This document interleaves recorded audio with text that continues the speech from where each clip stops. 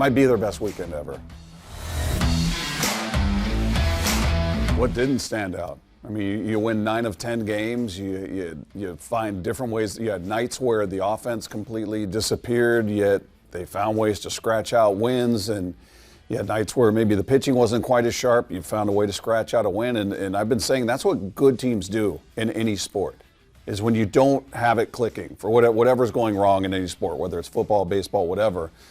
It's not your night. It's not clicking. You're not able to, string together hits and get some action on the base paths, or your starter struggling. You still find a way to grind it out and win.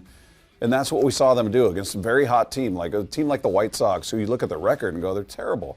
Well, look at who they've been since the All-Star break, and look how many runs they've been piling up since the All-Star break. They were 10-5 coming into this series. They'd won a series against the Phillies. They're putting up a boatload of runs.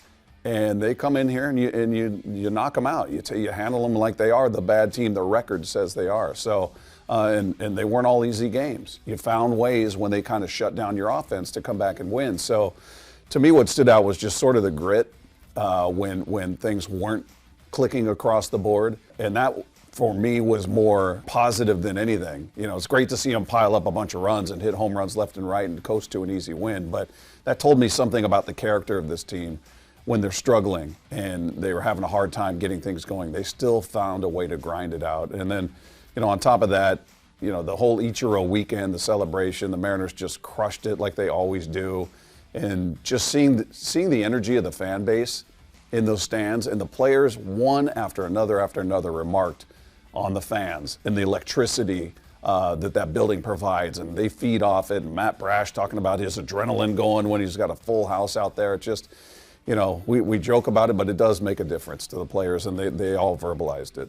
Might be their best weekend ever. I think the Mariners may be the best team in the American League. They're the hottest team in the American League. They've won 9 of 10. They've won 7 in a row. They're the hottest team in baseball outside of the Milwaukee Brewers, who have won 9 in a row as of this recording. So they're hotter than any team in the American League, and I think you could have a serious debate as to whether they are the best team in the American League. It doesn't mean they can't be beat. Doesn't mean they can't throw out a dud. It happens to every team.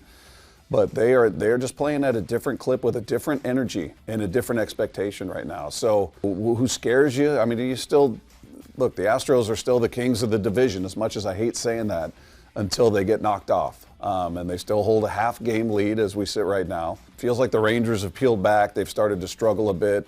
Boston's come back a bit. Mariners right now, the #1 wild card team. It's Houston. The teams that scare me are the teams you don't feel like should be in it. You've got a series coming up with the A's. You've got a series coming up with the Orioles. These are teams you look at and go, we should beat these teams. But those are the ones that can bite you. So I'm probably more worried about the matchups with teams where you go into it going, oh yeah, you should win this series. You should maybe even sweep the series. Those are the ones that kind of worry me all the time. Keep doing what they're doing. Keep doing what they're doing. Again, I can't emphasize enough how big it was for me to see them grind out wins when they weren't. It just felt like one of those nights where we've been there, we've all seen it, we've all watched it, where they're striking. They had a game where they struck out 16 times. 16 strikeouts, they won. They found a way. So if they can find a way to continue to grind, because it's not going to click every night. There are going to be tough nights. But if they can show that resilience and that, I know it sounds cliche, and Dan Wilson says it after every game, the fight, the fight in these guys, it's something he harps on, but that's real. I mean, this is a team that it feels like the vibe in that clubhouse is they go out and they expect to win. Every night is going to be a win.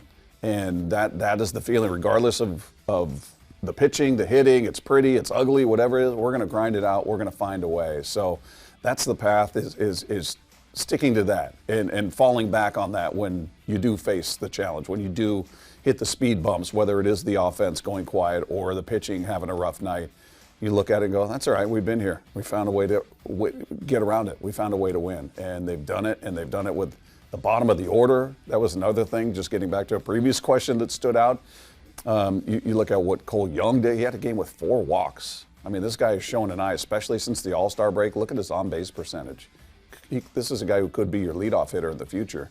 But what he did, JP, Polanco, the bottom of that order, as much as we celebrate Cal and Julio for good reason, the bottom of the order was huge in this homestand. I mean, I think the easy answer now is Miller because he's not in the rotation and he's got, I mean, when he's on, he's got amazing stuff. This is a guy that in 31 starts last year had a sub-3 ERA. He's not a guy who just showed a glimpse and boy, he could be good. No, he was great the whole year. You saw it, a full season. So he's got electric stuff. I mean, we talked to different analysts coming into this during spring training, and Ryan Dempster was looking at him as a potential Cy Young candidate. So this is not a knock on Miller at all, but I think just based on the fact that he's not there, they're trying to work him up in terms of his pitch count and his rehab starts. He feels like he could be an obvious choice. You're not removing anybody from that rotation. Currently, obviously, I'm not going to throw Wu or Castillo or Gilbert or Kirby for that matter in the bullpen. Kirby might be my next choice, but for me, the obvious answer is Bryce Miller right now. Again, you're going up against teams you feel like you should beat. You should beat the Orioles. They're in a tailspin. It's a disastrous season for them. The Mets have lost, I think, 7 in a row. They've been really scuffling. You feel like those are teams you should beat, but I think you go into a road trip looking at it. If it's a 10-gamer, you want to go 5-5 minimum. Let's split this thing. So I know it's not 10, it's 9. So if they could go 5-4, awesome. I expect better. I expect that they're going to do better than that just based on how they've been playing and more importantly, how well they've played on the road this year. So I'm expecting better than that, but if they come home at minimum 5-4, I'm not mad at it.